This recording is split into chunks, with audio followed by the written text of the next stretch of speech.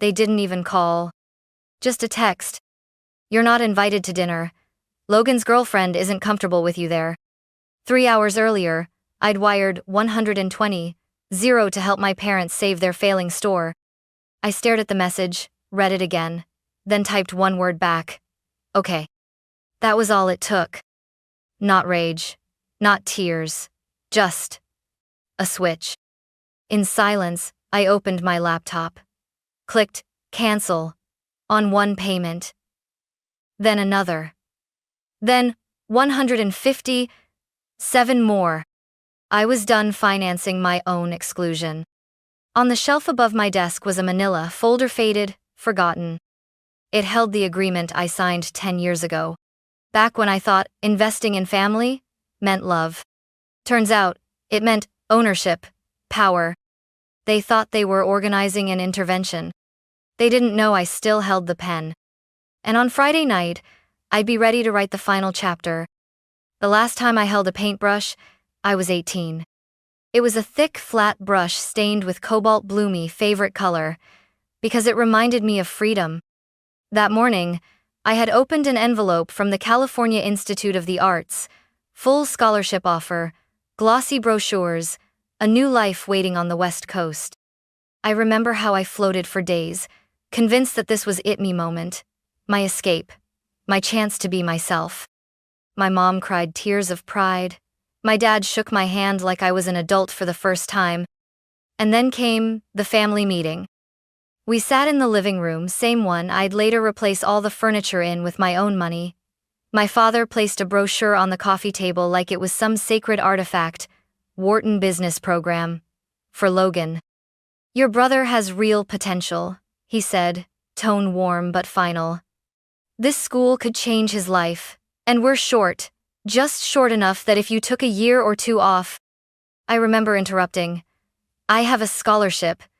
This isn't about money. That's exactly what it's about, my mother chimed in. We just need time. Your art will still be there. Your brother only gets one shot. They called it family sacrifice. They said, we'll make it up to you. But they never did.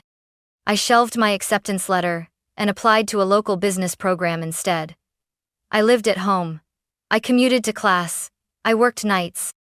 I graduated early and got a job in finance, the kind of job they could brag about to their friends.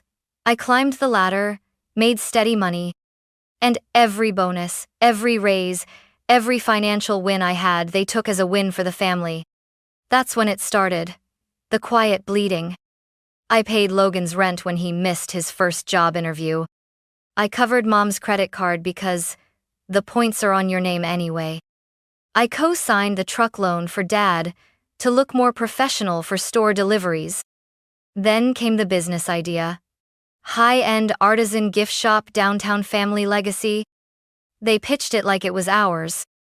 They used phrases like, you're a full partner, and our name, our brand. But deep down, I was just the silent backer, the check writer, the invisible arm, holding everything up while they posed for ribbon-cutting photos without me. The worst part? I let them. Because for years, I believed the lie that love meant service, that silence meant strength. That if I just gave enough money, time, dreams, they would finally see me not as their safety net, but as their equal. I waited. For 15 years. And they gave that dinner seat to a girl my brother had known for 6 months. All it took was one text to undo everything. But what they didn't realize, what they never realized, was that while I'd buried my art, my independence, and my voice, I never buried my memory. And now, I was done waiting for recognition. I wasn't their daughter anymore. I was their majority shareholder. I hadn't planned to start that day. But betrayal has a strange way of sharpening your senses, turning every object around you into a reminder of how much you've given, and how little was ever truly yours. I sat at my desk, the mid-morning sun casting clean lines across the wood grain. My laptop screen blinked back at me. Bank portal open, a long list of scheduled payments. It was like looking at the anatomy of my family's dependence. 5 arteries, all pulsing with my money. First, Logan's support package. 2, 500 auto-deposited on the first of every month. He was 31, still in school, part-time. Still hadn't finished his degree, still didn't have a job. Click. Cancel scheduled payment? I hovered. Then clicked confirm. A small green check mark appeared. I felt nothing. No guilt, no fear, just a strange stillness. Second. Mom's emergency credit card. The one she called just in case. Last month, she'd bragged about buying a full patio furniture set because it was on sale. Click. Cancel. Confirm. Third. Dad's Ford F-150 lease. Supposed to be for store deliveries. But I'd seen the fishing gear in the back seat more times than I saw actual inventory. Click. Cancel. Confirm. Fourth. The family cell phone plan. 4 lines. 1 bill. My bill. The irony of being excluded via text on a phone I paid for. Click. Cancel. Confirm. Fifth hand the hardest. Their retirement fund. Every month, I transferred a generous contribution to a joint account. I told myself it was about security and love. But I was building a future for people who hadn't made room for me in theirs. I stared at the screen for a long time. Then I clicked. Cancel. Confirm. And just like that, the quiet, drip, drip, drip of sacrifice stopped. I leaned back in my chair, the silence in the room pressing in. It wasn't grief I felt. It wasn't even relief. It was clarity. Cold. Sharp. Clean. For the first time in my adult life, I wasn't on call. No one was going to text me with just one more favor. No one could guilt me into one more emergency transfer. No more emotional blackmail in the form of family loyalty. What I'd just done felt irreversible. It was the kind of decision you don't come back from. And yet, I wasn't shaking. I wasn't panicking. I was rebuilding. Not a relationship. Not a family. Myself. My phone buzzed again, an alert from my bank, confirming the termination of all scheduled payments. The timing felt poetic. They had cut me out of dinner.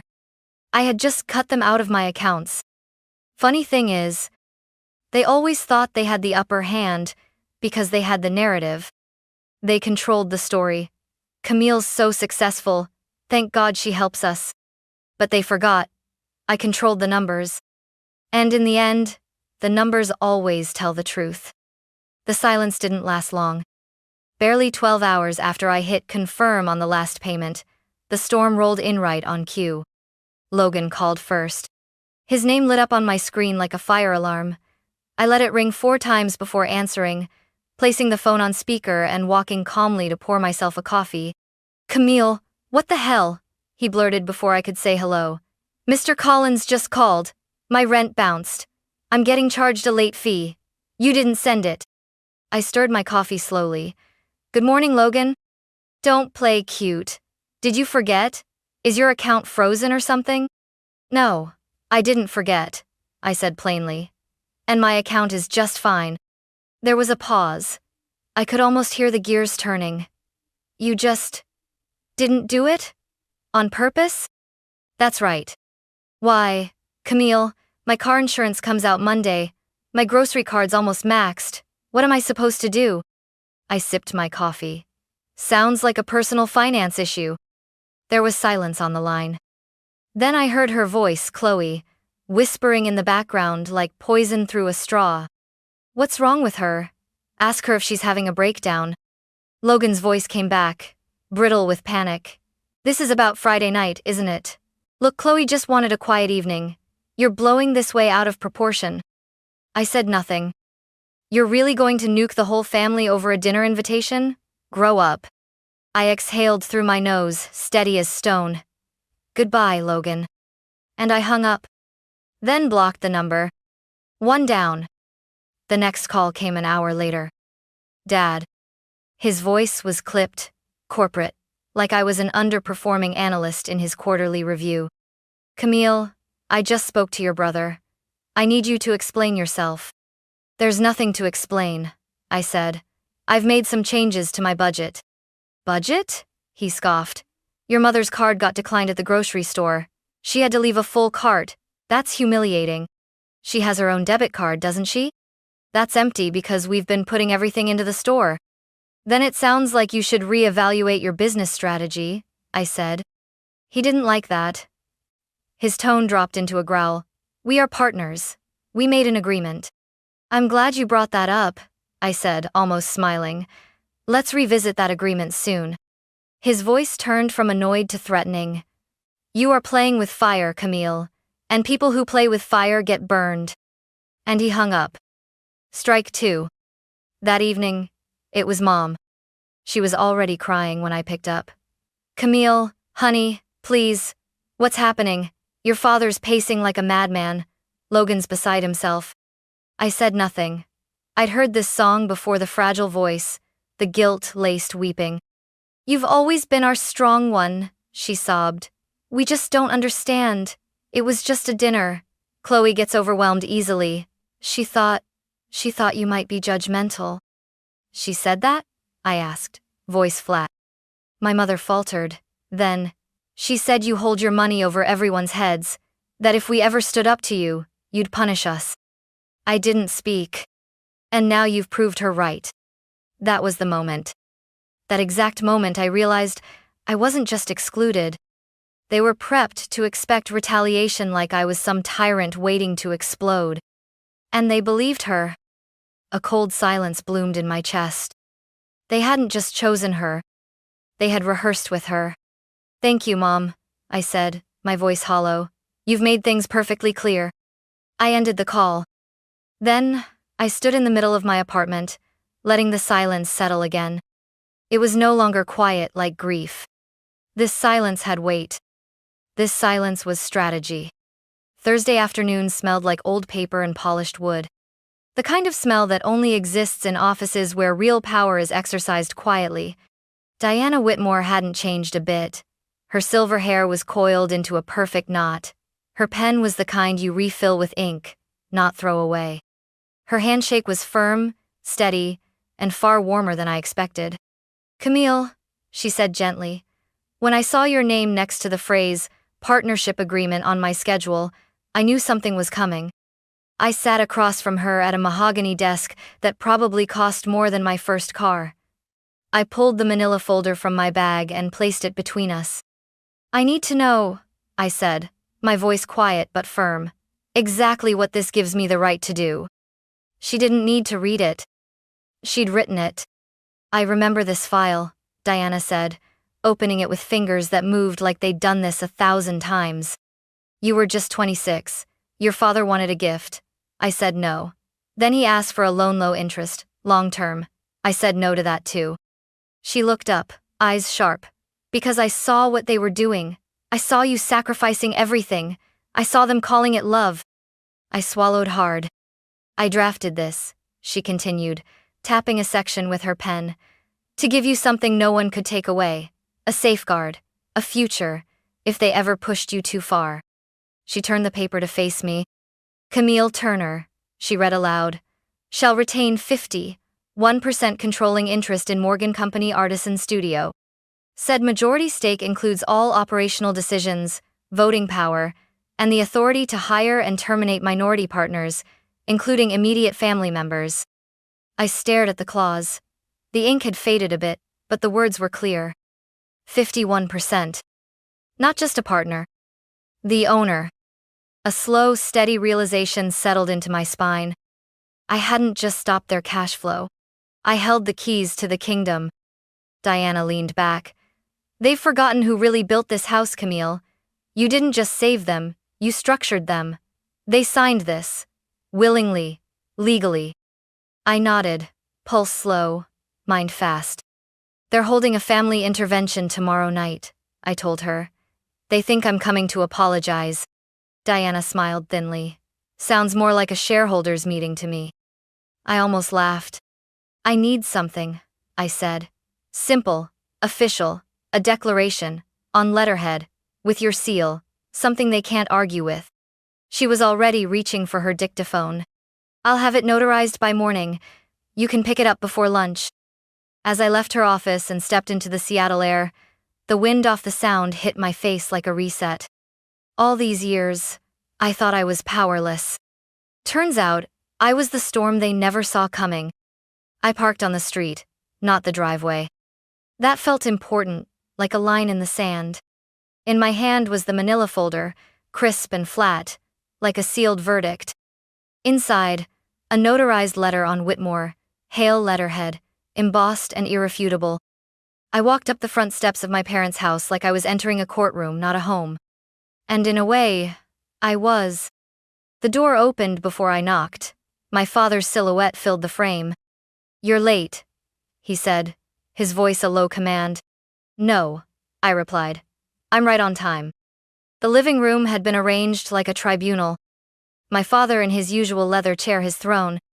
My mother beside him, a tissue clenched in her hand like a prop. Logan and Chloe curled together on the love seat like a perfectly rehearsed performance. And across from them, seated upright with a notepad, was Aunt Valerie. Of course, the family enforcer. There was one empty wooden chair in the center of the room, facing all of them. The interrogation seat. I didn't sit. "We're all here tonight," my father began, "because we love you. But your behavior this week has been erratic, hurtful, and frankly destructive." My mother sniffled on cue. "I don't even recognize you anymore," she whispered. "You used to be so generous, so caring." Chloe blinked rapidly, eyes wide and innocent. "She's been crying for days," Logan muttered, stroking her arm. "She feels like this is all her fault." I almost laughed. Then came Aunt Valerie. "Camille, your parents gave you everything. This stunt? Cutting them off? It's cruel, vindictive. You've always been emotional, but this is pathological." I let the silence hang. Let their words dangle in the air like nooses they were too confident to see. And then I stepped forward and placed the manila folder on the coffee table. The sound of it hitting the wood made all of them flinch. "What's that?" my father barked. "More accusations?" "No," I said calmly. "It's a business document. You remember it, don't you? From 2013, the year I gave you, 85,000 to keep the store from going under. That was a loan," he snapped. "No," I replied. "It was a capital investment, and this," I slid the notarized summary from the folder, "is a legal declaration of my position." My voice was steady, cold. Years of silence sharpened into a single edge. "In exchange for that investment, I received 51% controlling interest in Morgan Company Artisan Studio. That includes voting power, hiring and firing authority, and all final say in financial operations." My father's face drained of color. My mother dropped her tissue. "That's not possible," Logan said, his voice cracking. "You tricked them." "No," I said softly. "They just assumed I'd never use it." Chloe's mask fell instantly. "This is insane," she hissed. "You think a piece of paper makes you queen of the family?" I turned to her, expression flat. "You're not family. You're a guest, and your opinion doesn't factor into company policy." Her mouth opened, then closed. She looked to Logan, but he said nothing. "I came here tonight willing to talk about feelings," I said, scanning the room. "But you made that impossible. You chose sides. You deleted me from the narrative." My voice cracked slightly, but I didn't stop. "All I ever wanted was a seat at the table, not control, just inclusion. But you made it clear that love here is conditional, and power is the only language you speak.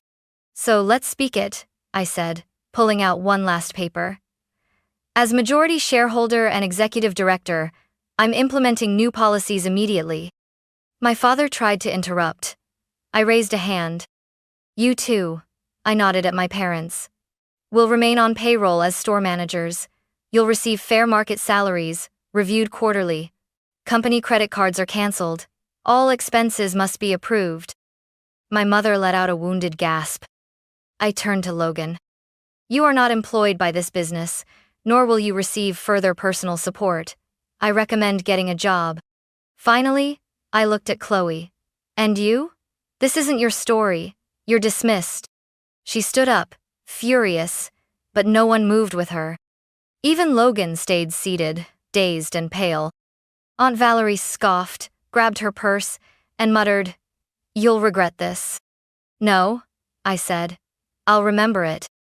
Then I picked up the folder, turned toward the door, and walked out. I didn't slam it. I didn't need to. The sound of everything falling behind me was louder than any door could make. The house was silent behind me. The kind of silence that follows a detonation. I didn't look back. Not at the window, not at the porch.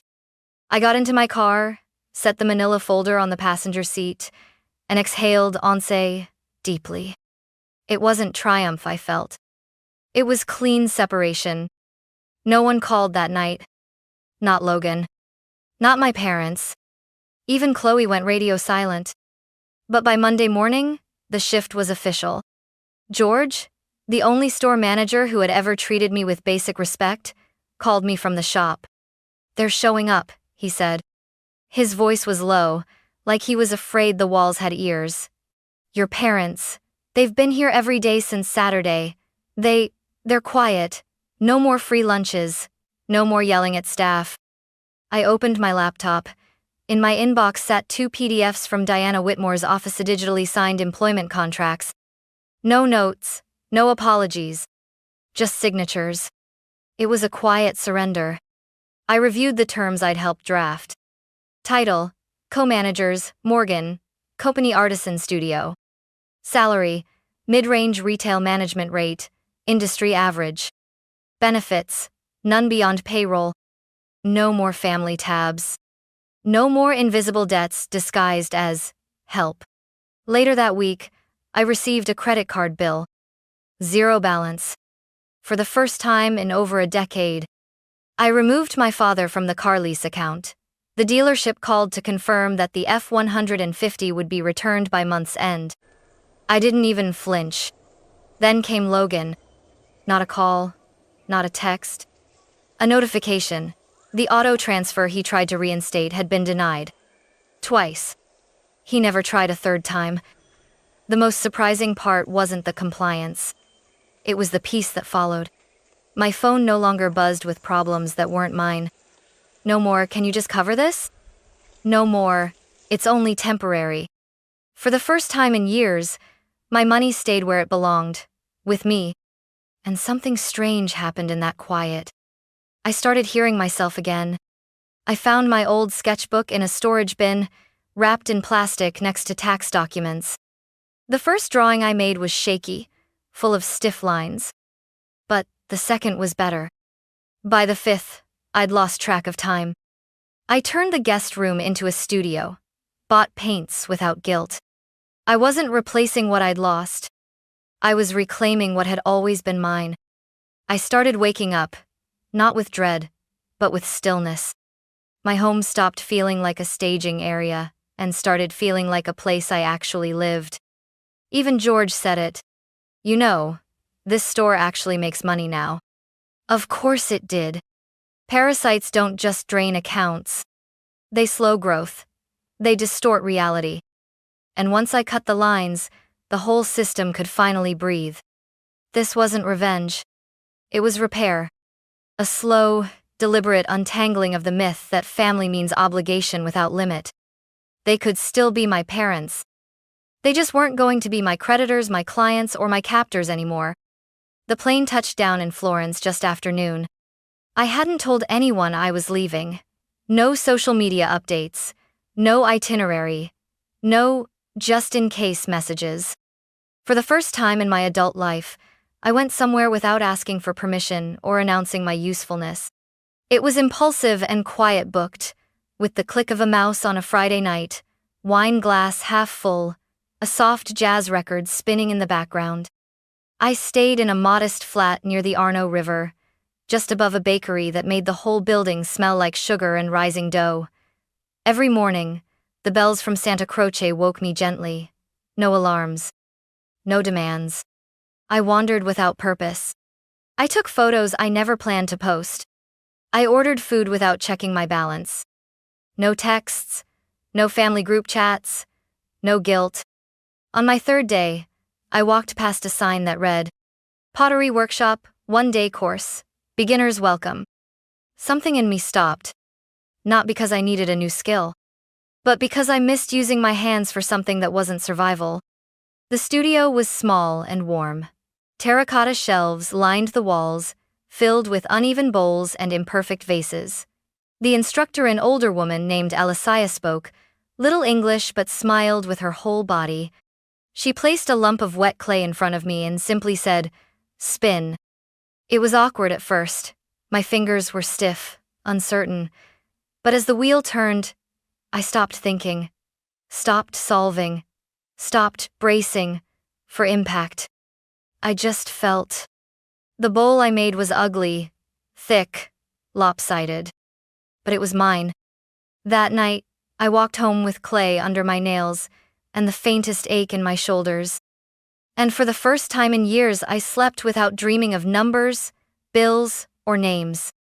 When I returned to Seattle, I didn't go straight back to work. I repainted the walls in my guest room. I ordered canvases, real ones. I picked up a new set of oils, not the cheap kind, not for practice, for pleasure.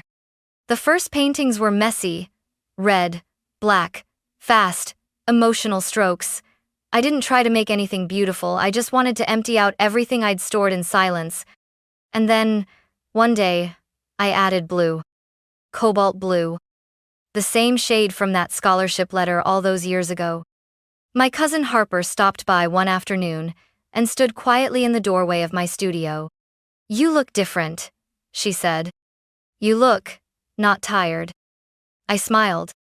That's because I finally stopped auditioning for a seat at a table I built. It came on a Tuesday afternoon. A number I didn't recognize. Local area code. No name. For a moment, I almost let it go to voicemail. But something told me to answer. "Hello?" Silence. Then a soft, tired voice. "Camille, it's Logan." I didn't respond. Not right away. He rushed to fill the space. "I'm not calling to ask for anything," he said quickly. "I swear. Can I talk to you? For a minute?" I stayed quiet. Then, "You have one." He took a breath, and I could hear the weight behind it. Not rehearsed, not defensive. "I got a job," he said. "Warehouse work. I'm on my feet 10 hours a day, loading boxes. It's brutal. And 3 nights a week, I wash dishes at a diner on the South Side." He let out a humorless laugh. "It's the first time I've ever been tired for the right reasons." I said nothing. "She left," he added. "Chloe. Packed up and left while I was at work. Said I had no direction without the money. Took the TV you gave me." That got a flicker from me. I remembered that Christmas gift. She always liked the remote more than the shows. "I was angry at first," he said. "At her, at you, at Mom and Dad. But mostly, at myself." Another pause. "For years I thought you wanted to do all that. That helping made you feel important. I never asked what it cost you." His voice cracked. "Camille, you gave me my life and I acted like it was mine by right. Like you owed me. I'm sorry. I'm so sorry." I didn't cry. But my hand gripped the phone tighter. "It doesn't fix anything," he added. "I know that, I needed you to hear it." Silence again. Not awkward, just honest. "Thank you for calling," I said, my voice quiet. "I won't bother you again," he said quickly. Thank you." He was about to hang up when I stopped him. "Logan." "Yeah?" "Keep going." He was quiet for a second. Then, "Okay." He hung up. I sat there in my kitchen, surrounded by light and unfinished canvases, staring out the window. The city moved on around me. Life didn't pause, but something inside me finally did. It wasn't forgiveness. Not yet. But it was a beginning. I used to believe that being a good daughter meant disappearing, behind expectations, behind sacrifices, behind other people's futures. Now I know better. You don't have to give everything away to be worthy of love. You don't have to be generous to the point of extinction. Boundaries aren't betrayal. Silence isn't peace. And sometimes, walking away is the only way to come home to yourself. When I looked in the mirror that night, I didn't see the dutiful daughter. I saw the artist, the woman, the one who wrote her own ending. And finally, began again.